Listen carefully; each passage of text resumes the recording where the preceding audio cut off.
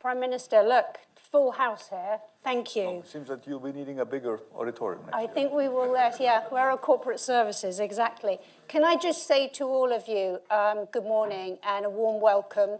Thank you for joining us in Canary Wharf on a very blustery day. I did ask the Prime Minister if he could have brought a bit more sunshine for us, not just for yesterday, but we've got work to do, so we are not looking outside. So this is our fourth Greek investment conference. We organise this every year with the Athens Stock Exchange and in partnership with our sponsors and partners who we value our relationship with. So thank you to Alpha Bank, Eurobank, National Bank of Greece and Piraeus Bank. I'll just start with a couple of words and then, Prime Minister, if it's okay, we could get into a conversation. And then this large audience is definitely going to want to get the mic, so I hope you don't mind a few questions from the audience. Past 6 years, Greece has truly emerged as a remarkable success story. And I'd just highlight a couple of successes and achievements. We've seen Greece return to full investment grade rating by all of the major rating agencies. The Economist ranked Greece amongst the top 5 global performers for 2024. And honestly, it's no wonder, and I could go on, but we want to get into the conversation. Real GDP since 2019 is up 11%. Our Morgan Stanley economics team takes all of the data available and has identified Greece as an outperformer for 26 and 27. And as a firm, we are hugely committed to supporting business in Greece and have done for many years. So it's my deep pleasure to welcome the Prime Minister, a person who we have to acknowledge is greatly responsible for this huge transformation. So thank you. So let me start with a couple of questions for you, if I may, to get the discussion going, and then we'll open it up to the audience. So this year's been an incredibly successful year for Greece, both in the sovereign and the domestic capital markets. Let's start big picture for the audience and talk about key policy objectives and the modernisation agenda, if I may. Well, first of all, thank you very much for having me. This conference seems to have become an annual sort of institutional event, and I'm happy that I see so many leading Greek companies participating. I think it is also an indication of the fact that the Greek economy is more diversified than many people appreciate, with many companies that are extremely competitive, very extrovert, focused on innovation, and looking to capture new markets, because I think this theme is going to re-emerge in our discussion. I think in terms of the big picture, this year was a year where we truly delivered on our main targets. The fundamental premise upon which the success of the Greek economy has been based has always been the combination of, I would call it, ruthless fiscal stability with a pro-growth oriented agenda. And of course, the two are completely interconnected. The more we consistently deliver primary surpluses, the more confidence we build when it comes to institutional investors, the more capital flows into Greece, the more we can build upon our growth story. And I think what we have achieved in Greece, which probably justifies your assessment that we will be outperforming most of the markets in 26 and 27, I think goes certainly against the European trend. At a time when most European governments are struggling to pass austerity budgets, Greece is both delivering on its fiscal commitments by producing significant primary surpluses, but also has the fiscal space to support both families through tax cuts, but also to continue to promote a pro-growth agenda. So I think it's this combination of fiscal stability, very rapid reduction of our debt as a percentage of GDP. I consider this to be one of my primary obligations. We should not forget that Greece inherited, as a result of the crisis, and in spite of everything that happened with the Greek debt, a massive debt overhang. And I cannot sort of sleep with any sense of conscience by not being aware of the fact that we cannot inherit to the next generation this significant debt overhang. So when I look at our debt projections, I think we've surprised the markets pleasantly, but we're doing it without implementing austerity. And this is due to the underlying growth potential of the economy, the structural reforms that we've implemented, the capital inflows into Greece, the investment-led growth that we are currently supporting, because it's not just about real growth rates. It's about the composition of the growth. Greece in the past also had positive growth numbers, but it was a growth that was fueled by consumption and funded by debt. That's no longer the case today. So I think qualitatively our growth is different. And at the end of the day, this is a story of convergence. I looked at the numbers presented by Eurostat in terms of real net disposable income. I stress net because we've significantly reduced taxes. They've improved. We've seen an increase. This is after inflation. This is real net disposable income improved by 22% over the past 6 years. So this has to be a story about convergence, getting closer to Europe. And why not overtaking Europe on certain, at least, policy areas? And I think we're delivering on that agenda. And what I want to assure this conference is that we will remain totally committed to reforms in spite of the fact that we've entered our third year of our government. Usually there's a tradition of governments to sort of push on the brake as they get closer to the elections. I don't intend to do that. I will continue with important structural reforms, many of which will deliver the next growth story after the next elections. Tremendous. Well, you are a role model for many nations. I will just leave it there. I'll let the Prime Minister pick that one up if he wants to in comments. This just back to this point about this sustained economic resilience, and if I just tie that back to the past few years really pushing the country to move closer to leading European economies. What are the sort of key areas that Greece needs to focus on just to keep the momentum of this long-term growth model? Well, if we acknowledge that the primary focus should be on attracting investment, both domestic and foreign, we need to make it easier for people to invest in Greece. And of course, when we talk about investment, our investment thesis, this is not just about tourism and shipping.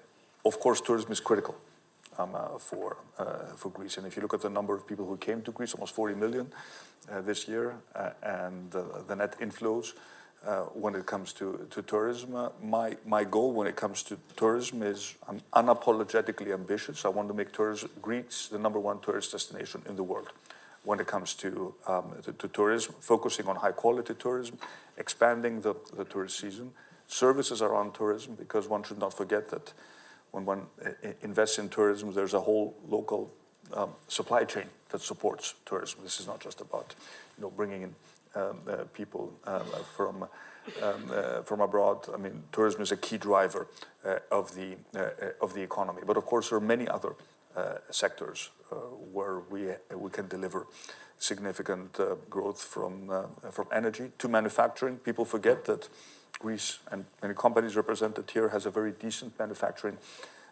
base, logistics, infrastructure, services, healthcare, education. We're opening our education market now to the private sector, and of course, tech. We can talk a little bit. Maybe you ask me questions about technology and AI, because I think we have very ambitious plans. So when you look at what are the underlying tools, we need to focus on further simplifying the business environment. For example, land use regulation, spatial planning, justice, where we're making significant progress, although it's a slow-moving and long-term reform process, digitization, labor market participation. These are the sort of the underlying trends that need to be addressed in order to ensure that we will continue to outperform Europe when it comes to investment. When we came into power, investment as a percentage of GDP was at 11%. with a European average at 21%. There was a net loss of capital formation in Greece. We're now at 17%. So we've made good progress, but we need to get to 20% or even higher. So this, for me, is an agenda, not just for the next year, but for the next 5 years. Because for me, looking at the electoral cycle, I have a very clear plan of where we need to go over the next 5 years. So we need to envision, what Greece is going to be in 2030. Or if I want to be more ambitious, where Greece is going to be in 2040. We're beginning we'll announce very soon a new sort of national dialogue on education. When you think about education, you think about a kid that will enter kindergarten, a 4-year-old that would enter kindergarten next year, they will graduate from high school in 2040 in a completely different world. So I think we're capable of having these sorts of discussions, and that's why my horizon goes beyond 2027, because I know that the reforms that we may be implementing now, we will see their impact in terms of growth in some years from now. So we need to focus on the short term, but also be very cognizant that we also need to lay the foundations for the medium and long-term growth. Interesting. I'm sure there'll be questions about the diversification of the economy. That's really incredibly interesting. I would like to get on to innovation and technology, but before I do, could we just talk about energy and climate change and transition? There are incredibly ambitious targets, the NECP goals. There's a focus on developing a regional energy hub. How will your government sort of manage to continue to progress on climate change and energy independence and develop and contribute to European policy on energy security and the green transition? I thought this would be helpful to get this covered, and then we can talk perhaps about technology and AI. How much time do I have? Because I could be talking. I can see that. No, this is a big topic, and of course, it's also a topic at the heart of European competitiveness. We'll talk about this maybe in a bit. Europe cannot be competitive unless it has competitive energy prices, especially when it comes to electricity. Prices are almost double what they were in 2019. And this is not something which is long-term sustainable. But if I look at Greece, 6 years ago, we took a decision. We will go all in when it comes to renewables. We will move away from lignite because at the time it was already obvious that it would be too expensive, and we need natural gas as a transition fuel for the foreseeable future. And we've delivered on these goals. We produce more than 50% of our electricity from renewables. And if I look just at the interest in the pipeline, there's more interest than we can practically accommodate. But we will reach our renewable targets, but we need to focus on storage, whether it's batteries or pump storage. We have the geography to accommodate for it. So this is, for us, going to be a big push. But of course, we need to, for the first time, we're exploring our own resources. Can we become energy independent when it comes to natural gas? Who knows? But we have enough indication that it's worth trying. So we will have the first exploration rig, the first actual drilling after 40 years west of Corfu, in what seems to be a very promising exploration attempt. And of course, I'm happy that this is not just something which is led by Exxon. We have two Greek companies taking the lead, Energean and Hellenic taking the lead in this effort.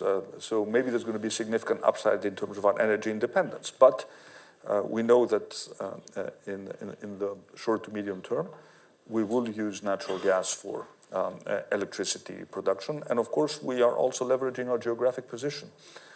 We were not part of the energy map of Europe 5 years ago. We're just somewhere in the periphery. Now, with everything that's happening and the upheaval of the global energy market, we're right at the center of the developments in the Eastern Mediterranean. And this is very important for Greece geopolitically. The fact that we're the entry point for American LNG, not just into Greece, but also into the region. We are a provider of energy security for our northern friends, the Balkan countries. And of course, when you look at Ukraine, the fact that we're sending gas to Ukraine today is not just economically, but geopolitically very important to Greece. So we've turned up what used to be a disadvantage into an advantage. And of course, it's not just LNG. It's not just looking sort of to American LNG. It's also looking towards the south. We're building over the east, our electricity interconnections to Cyprus, to Egypt, and the new trade routes when it comes to the Middle East and India. So when you look at overall the discussion around energy in Greece and in Europe, I think there's a general understanding that when it comes to decarbonizing, let's do the easy part first. Let's not put an inordinate cost on our businesses, especially those that are hard to abate sectors, in terms of decarbonizing at a time when the technologies are simply not commercially viable. We cannot just look at the green transition and our climate targets independent from competitiveness and social cohesion. And I think this is something which in Europe, at least at the level of the European Council, we have sent very clear directions to the Parliament. We are still ambitious in terms of our climate goals, but we should not forget that we're 6% of global emissions. We will not solve the emissions, I mean as Europe. Look at shipping, for example. We are tremendously competitive when it comes to shipping. But at some point, there was an agreement discussed at the level of the IMO that imposed essentially a tax on shipping companies with the prospect of developing some decarbonization solutions way out into the future when the technology is not at all obvious. So I think this was a wrong approach. We made it very clear. We need to focus on the transition fuels, for example, shipping, natural gas. So let's bring down the emissions where we can actually do it first and do it in a fast way. So we're talking about ambitious targets when there are still many European countries that burn coal for electricity production. So let's do nothing is easy, but let's do the obvious stuff first, and let's ensure that we don't destroy European industry in the process of chasing climate targets which are simply too ambitious. Well, it's very encouraging. And of course, timely, because there is this, global phenomenon with the whole build-out and development of AI and innovation. And you've really taken steps towards technological enablement. We were talking about this earlier, AI adoption. And of course, US and China, stealing a march on the rest of the world. What are your thoughts of just shifting from energy, which is obviously critical in the AI and innovation chain? What are the policies? I mean, there were some gaps identified in the digital decade gap report. But give us some thoughts about this. It's such an important thematic for the global economy. Well, first of all, let me point out that for Greece, the digital transition has proven to be a tremendous opportunity. And I would argue that maybe this is a space where the state is actually could be even ahead of certain of private enterprises. If you look at what we've achieved in terms of digitizing the interaction between the government, businesses, and citizens, I think it has been transformational. Our gov.gr initiative has proven to be tremendously successful to the point that gov.gr is the second most popular brand in Greece, private or public sector. So I think this tells us something about how people embrace technology if it really makes our lives easier. And of course, it's a productivity enhancement.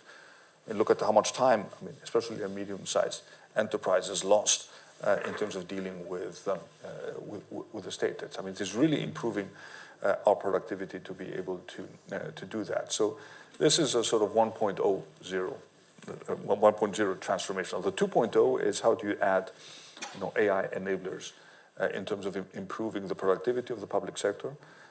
And we're really working hard on this topic, working with some of the top tech companies, but also how you develop a tech ecosystem in Greece that develops primarily AI applications. But most importantly, how do we convince, and this is already happening, all the big companies that are part of this discussion to use AI and technology to improve their own productivity, hopefully by reaching out to Greek companies first, rather than just importing tools.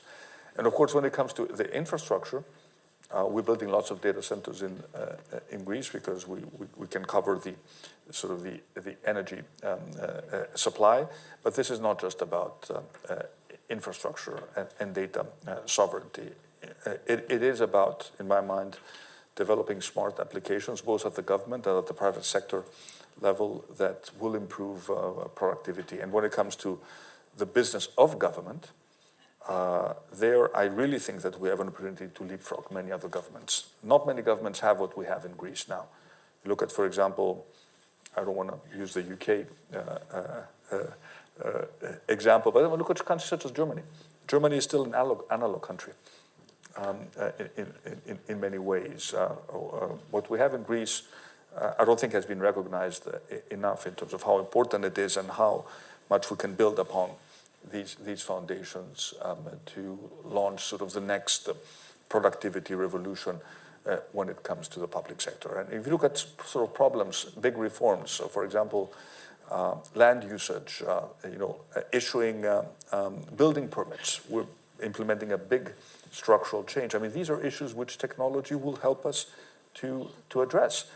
Even issues which come from the past. We have big issues now in Greece in terms of our agricultural subsidies.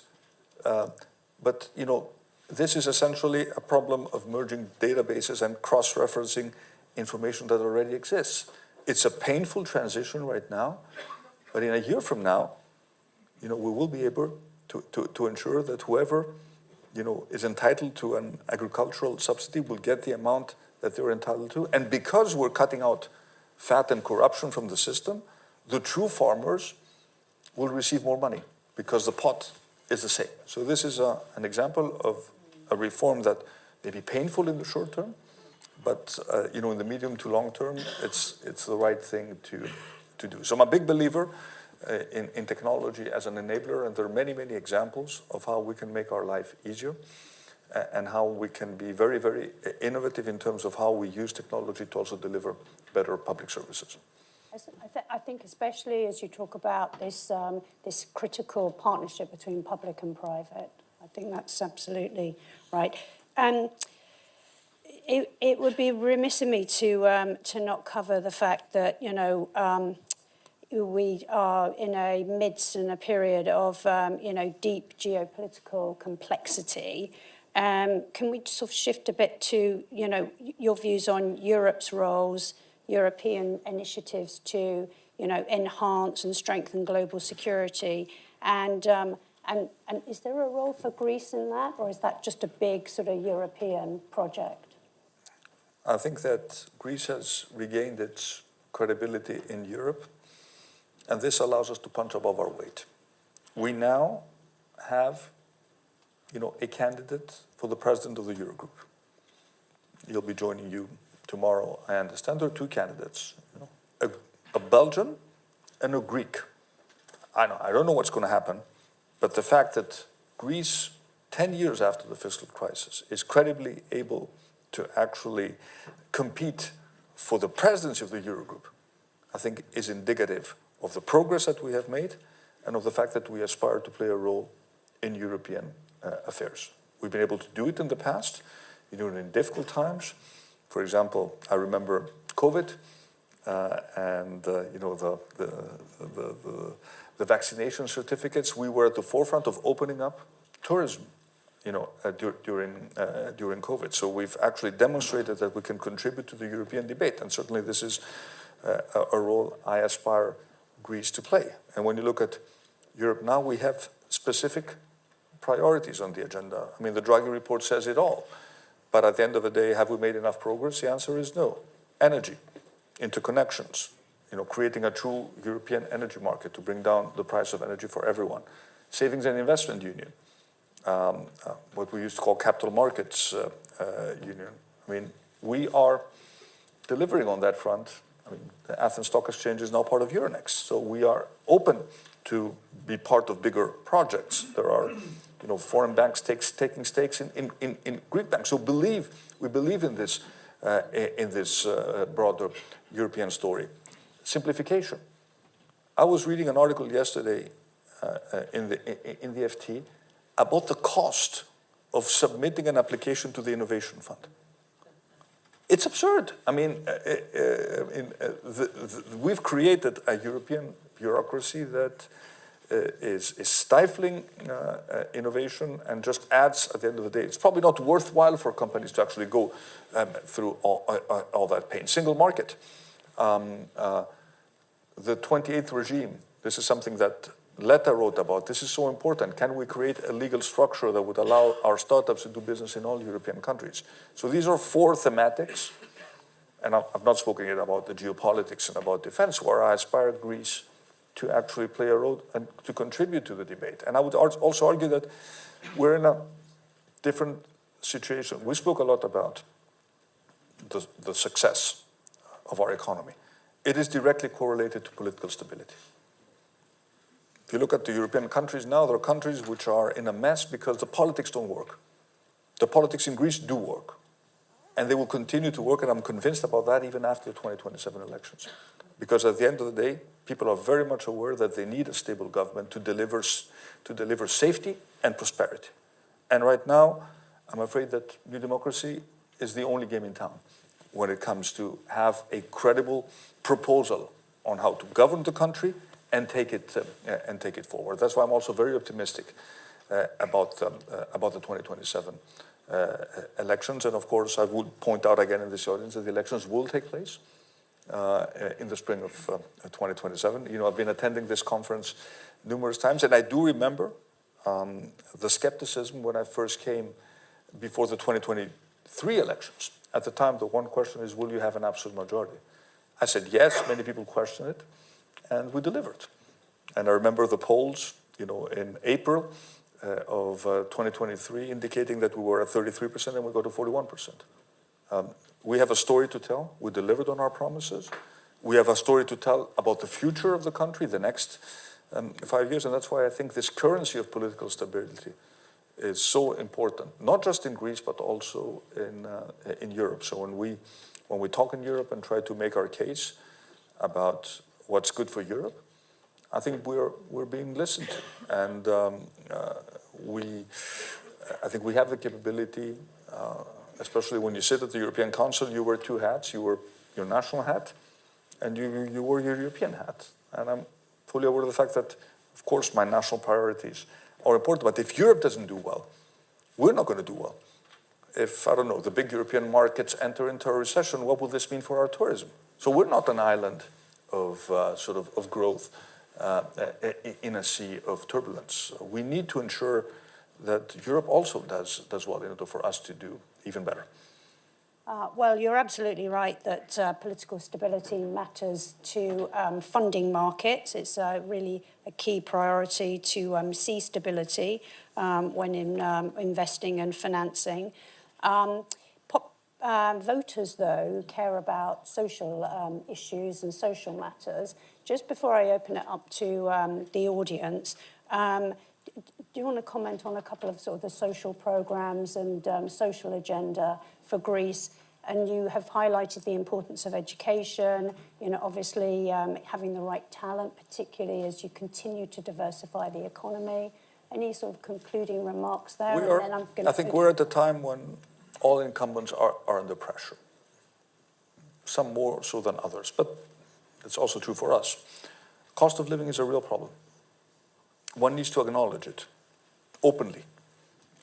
It's all good to talk about, you know, the macroeconomic performance, but people need to feel it in their pocketbook. My number one priority is to ensure that the macroeconomic success is translated into people doing better on a personal level. And what does this mean? Support of disposable income. It means better wages.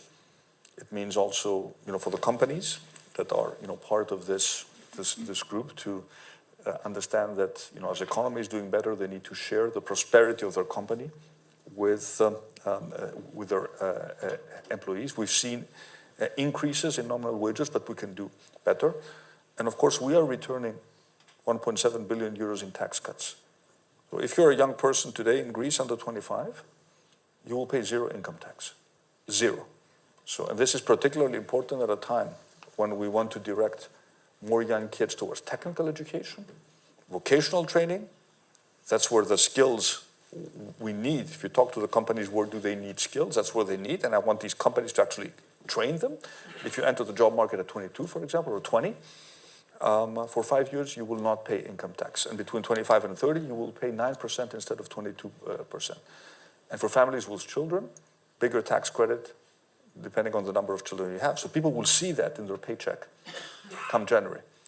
And this is important because this is a real concern to people. So I think the biggest mistake that we can make is be sort of arrogant about our overall economic performance without recognizing that this needs to translate to better real wages, but also better public services.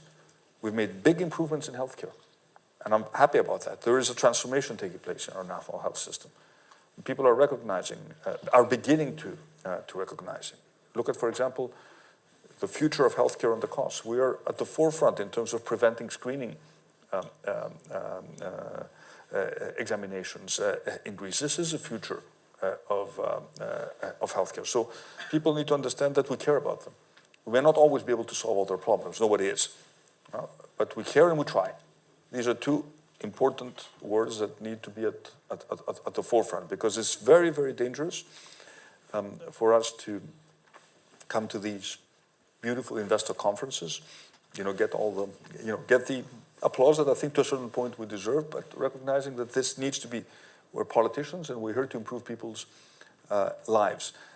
And of course, we all have a role to play, companies, in terms of offering, better wages and more benefits. I'm happy about the fact that we have a collective bargaining agreement in Greece. For the first time, trade unions, employers and employees sat down and said, we can actually get to a point where we need more collective bargaining in Greece. This is good for both sides. I mean, everyone, banks, in terms of providing more credit to the real economy, more mortgages.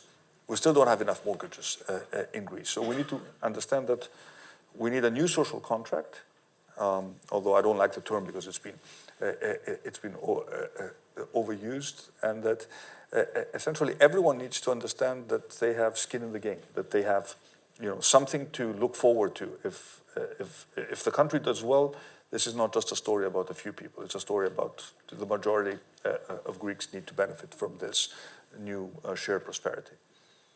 And it certainly, all of that contributes to just continued improvements in productivity, which is vital for the economy. Thank you, Prime Minister.